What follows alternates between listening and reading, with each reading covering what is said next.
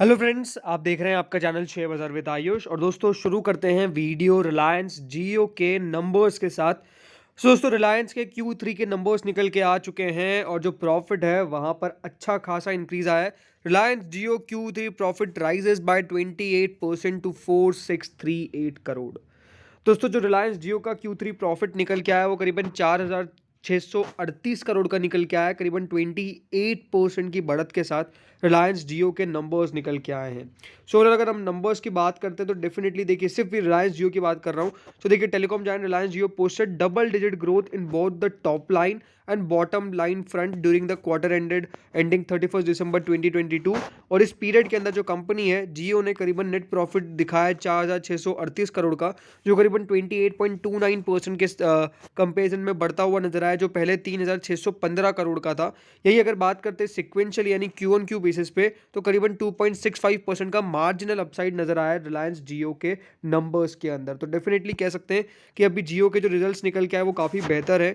यही अगर बात करें during the third quarter of FY23, जियो जो है उसने पोस्ट किया है करीबन 22,998 करोड़ रुपीस का रेवेन्यू एज अगेंस्ट 19,347 करोड़। और यहाँ पे करीबन कंपनी ने साल ब साल 18.87% की रेवेन्यू में बढ़त देखी है।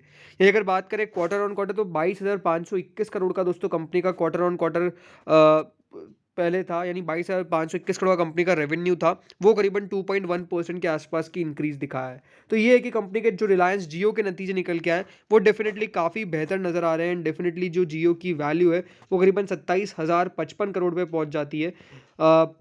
अनडाउटेडली देखिए, नंबर्स बढ़िया निकल के आ रहे हैं जियो के, बट अगेन पूरे जो अभी नंबर्स निकल के आएंगे रिलायंस इंडस्ट्रीज के, अभी उनका इंतजार है, वो नंबर्स निकल के नहीं आए। ये अभी नंबर्स जो है वो सिर्फ जियो के है, राइट। अभी कंपनी के बाकी के जो पूरी बाकी भी जो कॉन्ग्लोमरेट कंपनीज हैं उनके नतीजे का वेट करना पड़ेगा। बट हाँ, जो अपडेट निकल के आया वो डेफिनेटली बहुत बेहतर है और इसमें कोई डाउट नहीं है जिस प्रकार से कंपनी ने ग्रोथ दिखाई है। एंड इसमें देखिए, सबसे बड़ी बात ये है कि जो हमेशा दोस्तों मार्केट को सबसे पहले कैप्चर करता है उसके पास एक एडवांटेज होता है, राइट। अभी 5G अनाउंस हुआ तो 5G में देखिए सब नए हैं, एयरटेल भी नया है, वोडाफोन भी नया है, और बाकी के अगर कोई ऑपरेटर है भी सही वो भी नया है। लेकिन जिस तरह से दोस्तों रिलायंस ने अपने आप को बनाया, रिलायंस ने बेसिकली जियो को जिस तरह से ट्रांजिट किया गया और हर एक को दिया गया, इंपॉर्टेंट ये था कि देखिए शुरुआत में मार्केटिंग जिस प्रकार से की गई थी, इसकी शुरुआत में जो फ्री में सिम्स दी गई, आज उसका देखिए एक नतीजा है, राइट। और अब 5G के अंदर कंपनी को पता है कि अगर ये मार्केट कैप्चर कर लिया तो अनडाउटेडली सबसे बेहतर हो जाएंगे। और कंपनी जो है वो करीबन 16 सिटीज़ के अंदर अपनी 5G सर्विसेज को लॉन्च कर दी गई है, जिसमें आंध्र प्रदेश, आसाम, कर्नाटका, केरला, तमिलनाडु, तेलंगाना, उत्तर प्रदेश और ये सब का भी स्टेट्स भी उसके अंदर कवर कर दिए गए हैं। और ये बात ध्यान रखिएगा, Jio has become the first and only operator to launch 5G services in the majority of these cities. या आप खुद समझ लीजिए कि देखिए इन सिटीज़ के अंदर भी इन्होंने अपना 5G डेटा लॉन्च कर दिया है। सो इससे बढ़िया बात क्या हो सकती है। तो अनडाउटेडली यही इंपॉर्टेंट था कि इस प्रकार से दोस्तों जियो के जो नंबर्स निकल के आ रहे हैं वो अब शो भी हो रहे हैं, बट आगे चल के जो 5G आएगा, फिर 6G आएगा। अभी तो 5G की बात करते हैं तो वो भी अपने आप में एक बहुत इंपॉर्टेंट एस्पेक्ट हो सकता है, बिकॉज रेवेन्यूज़ बढ़ने की उससे बहुत उम्मीद है और प्रॉफिटेबिलिटी में भी कंपनी के बढ़ोतरी नज़र आ सकती है। ये भी एक दोस्तों बात निकल के आती है। तो अनडाउटेडली इसके ऊपर अभी वेट करना पड़ेगा, बट अनडाउटेडली जो रिलायंस जियो के नंबर्स निकल के आए हैं वो बहुत बेहतर है। अब फ्रेंड्स बात करते हैं नेक्स्ट स्टॉक के ऊपर, वो है DCM श्रीराम का। तो दोस्तों DCM श्रीराम के नंबर्स निकल के आए, रेवेन्यू में 19% सालाना की बढ़त आई है, प्लस कंपनी के द्वारा 290% का डिविडेंड भी घोषित कर दिया गया है। तो दोस्तों DCM श्रीराम के नंबर्स निकल के आए और नंबर्स हम कह सकते हैं कि यहाँ पर बढ़िया निकल के आए हैं।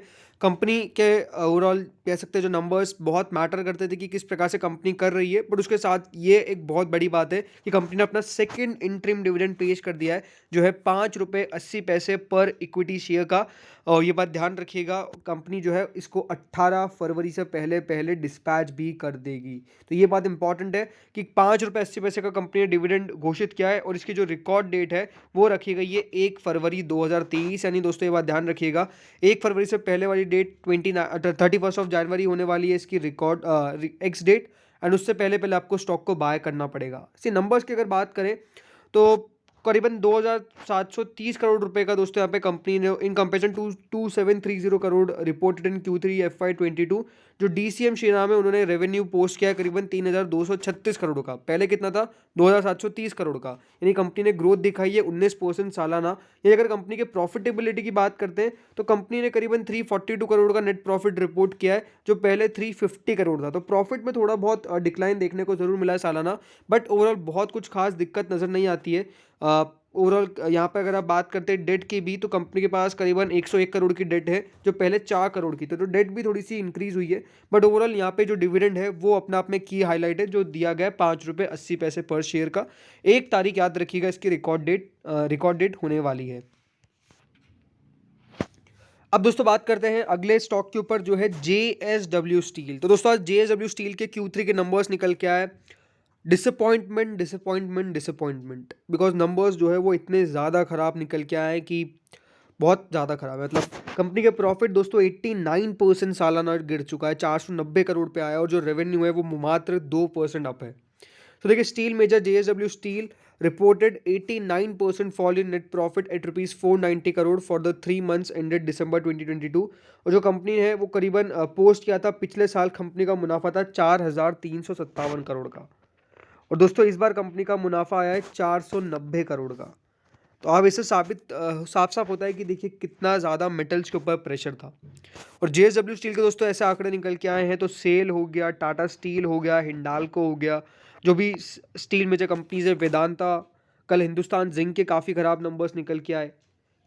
तो ये साफ साबित होता है कि हाँ, यहाँ पर जो भी मेटल कंपनीज है, स्टील कंपनीज है, इनके लिए समय काफ़ी ख़राब चल रहा है, और अनडाउटेडली इनके लिए बहुत बुरा समय है, जो नंबर्स पर रिफ्लेक्ट भी हो रहा है। कंपनी के रेवेन्यू की बात करें तो करीबन 39,134 करोड़ पे आया है, जो पहले 38,000 करोड़ का था। But profitability due to margins बहुत ज़्यादा गिरती हुई नज़र आ चुकी है। तो यही है कि देखिए दिक्कतें हैं, और दिक्कतें साफ साफ अब नज़र भी आ रही है।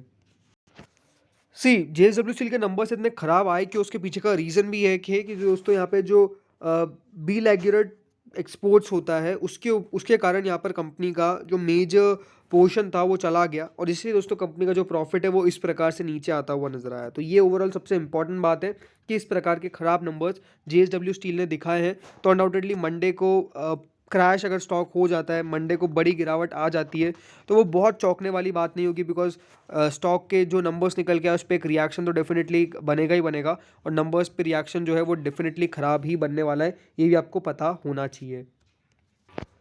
अब दोस्तों आखिरी और बात कर लेते हैं इस वीडियो में बजाज फाइनेंस के ऊपर। तो दोस्तों बजाज फाइनेंस के Q3 नंबर्स का एक एस्टीमेट निकल के आया है। इसमें कहा जा रहा है कि Bajaj finance Q3 net profit में seen up by 41.3% YOY to 3,003 crore. तो ये दोस्तों नंबर बताए जा रहे हैं कि 3,000 करोड़ पे कंपनी का मुनाफा आ सकता है। जो कंपनी की नेट इंटरेस्ट इनकम होगी वो करीबन 24.6% सालाना के दर पे ग्रोथ दिखा सकती है, बढ़ सकती है करीबन 5,891 करोड़ पे, अकॉर्डिंग टू प्रभुदास लीलाधर। उनका ये मानना है दोस्तों कि इस प्रकार के नंबर्स निकल के आ सकते हैं। प्रॉफिट की बात करते तो वो मानते हैं कि 8% Q-on-Q प्रॉफिट में इंक्रीज हो सकता है, और 41% इंक्रीज होता है साल भर साल। ये अगर बात करें नेट इंटरेस्ट इनकम की, तो 24.6% सालाना बढ़ सकती है, और 6% के आसपास प्रभुदास लीलाधर मानते हैं कि कंपनी के नंबर्स नेट इंटरेस्ट इनकम जो है वो इंक्रीज कर सकती है। कंपनी के प्री प्रोविजन ऑपरेटिंग प्रॉफिट जो है वो करीबन 22.4% सालाना और 6.9% Q-on-Q बढ़ सकता है। 4796 करोड़ पे कंपनी के नंबर्स जो है वो निकल के आ सकते हैं। शेयर खान का भी दोस्तों इस पे एस्टीमेट निकल के आया, तो शेयर खान भी मानता है कि करीबन 38.7% सालाना जो है वो कंपनी का नेट प्रॉफिट बढ़ सकता है।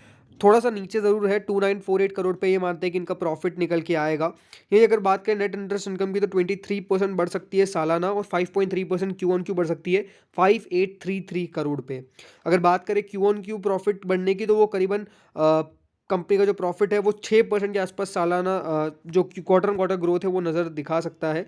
यही अगर बात करें नेट इंटरेस्ट इनकम की, तो 5.3% Q-on-Q बढ़ सकती है। तो यही कि बहुत म्यूटेड सा क्वार्टर रह सकता है इस बार कंपनी का, ये भी मानता है शेयर खान। तो दोस्तों इस वीडियो में तो इतना ही था, जो भी इंपॉर्टेंट न्यूज़ थी वो साथ आपके सामने अपडेट लिया आया। तो होपफुली आपको बढ़िया लगा होगा, लगा तो लाइक कर देना। Thank you friends watching this video.